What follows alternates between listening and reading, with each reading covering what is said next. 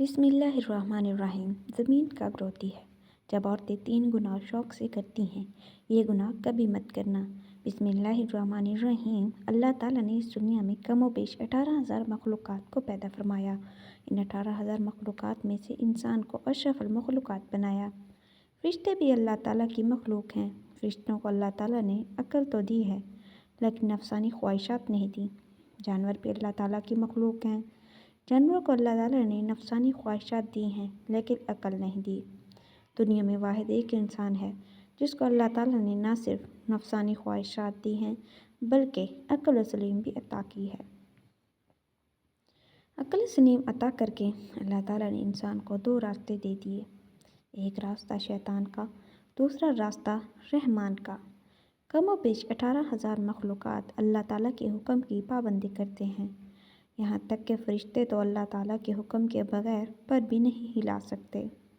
واحد ایک انسان ہے جو اللہ تعالیٰ کے حکم کا پابند نہیں۔ اللہ تعالیٰ نے انسان کو حکم کا پابند نہیں رکھا۔ 2 راستے دے دیے، ایک راستہ جنت کا، دوسرے راستہ جہنم کا۔ ایک راستہ شیطان کا، دوسرا راستہ رحمان کا۔ اللہ تعالیٰ نے انسان کو جتنی عظمت دی، انسان کو جتنا مقام دیا، کسی بھی مخلوق کو اتنا مقام نہیں۔ لیکن انسان نے اس دنیا میں جو کارنامے سر انجام دیے، کسی مخلوق نے بھی وہ کارنامہ سر انجام نہیں دیے۔ اللہ تعالیٰ کی تمام مخلوقات میں سے کسی بھی مخلوق نے زمین کو میلا نہیں کیا۔ واحد ایک انسان ہے جو اللہ کی دھرتی کے اوپر اللہ کی نافرمانیاں کر کر کے، گناہ کر کر کے زمین کو رونے پر مجبور کر دیا۔ زمین کو اللہ کے آگے فریاد کرنے پر مجبور کر دیا۔ حضرت لوط علیہ السلام کی قوم کا ایک آدمی جو حضرت لوط علیہ السلام کا فرمان بردار تھا، جو عبادت گزار تھا، وہ کہیں لمبے سفر کو جا رہا تھا۔ کڑکتی دھوپ تھی، تپتی ریت تھی، گرمی کا موسم تھا۔ جاتے جاتے راستے میں ایک درخت آیا۔ وہ مسافر تھوڑی دیر کے لیے درخت کے سائے کے نیچے سو گیا۔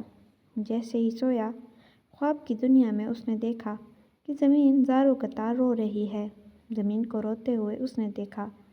کافی کوشش کی پوچھنے کی کہ آخر کس چیز نے تجھے اس قدر رونے پر مجبور کر دیا۔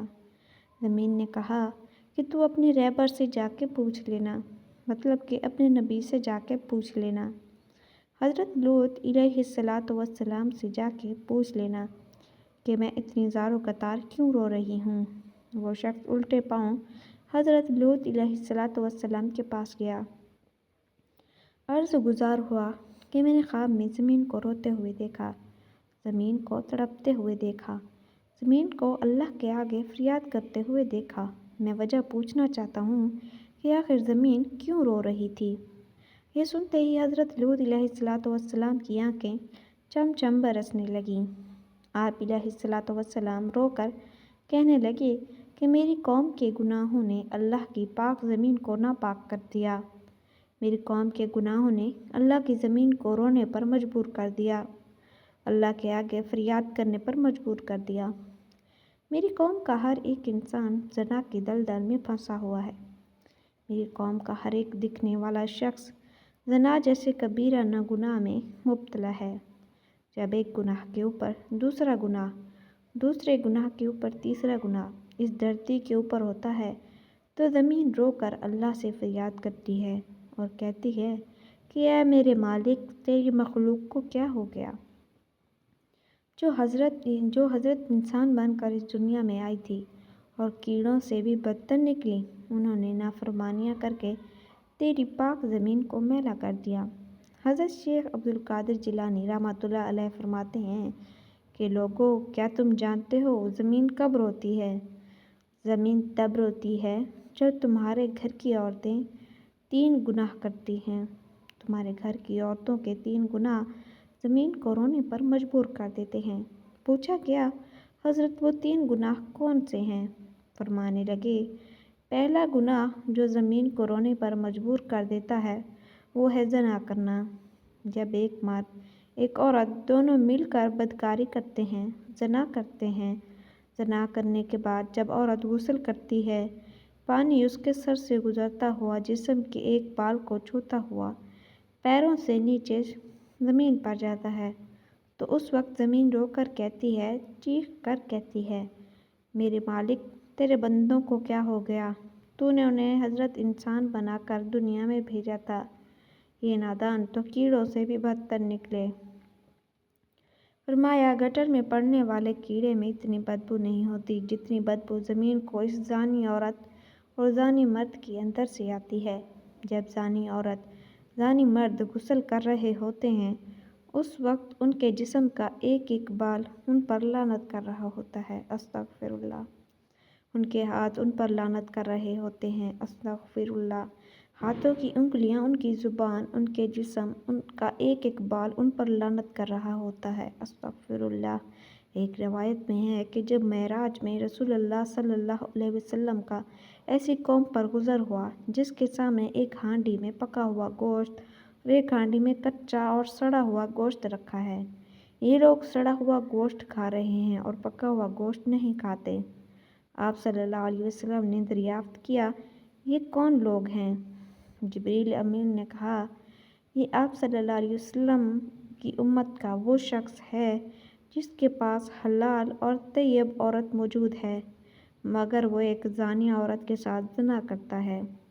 حضور صلی اللہ علیہ وسلم ارشاد فرماتے ہیں، یعنی ضرور میری امت میں کچھ لوگ ایسے ہی ہونے والے ہیں کہ حلال ٹھہرائی گئی عورتوں کی شانگ یعنی زنا اور ریشمی کپڑوں اور شراب اور جوا کو فرمایا۔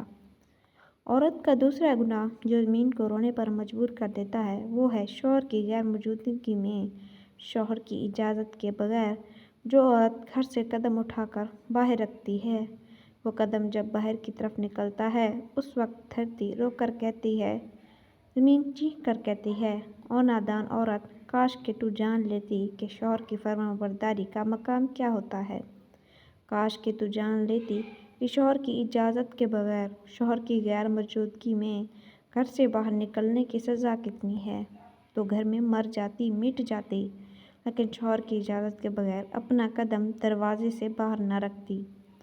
بیوی کا شوہر کی اجازت کے بغیر گھر سے باہر نکلنا حرام ہے، بس اگر وہ شوہر کی اجازت اور بغیر کسی شرعی عذر کے گھر سے نکلتی ہے تو نافرمان کہلائے گی۔